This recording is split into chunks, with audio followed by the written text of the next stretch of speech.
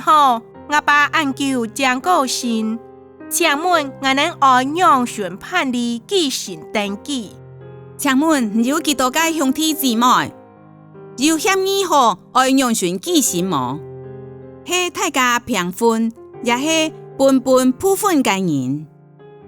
我能讨论后，决定全部分太高。了解咧，也能兄弟真火。人讲兄弟一条心，门前土地变黄金。也俩爱用分割继承方式判例，这是登记嘅流程图。认付文件需要被继承人出付付息成本，继承人付息成本，认监证明各一份，做下在附近事务所申请。这是土地登记申请书，继承内同标格空白标格，含有列份遗产分割协议书，爱本全体继承人签名同证认监人。我了解咧。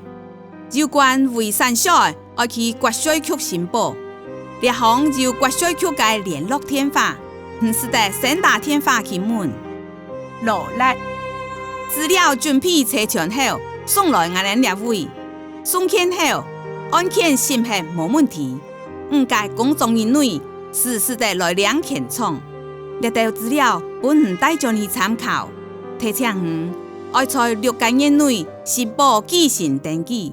无本人发钱哦。我知咧，罗力也该说明。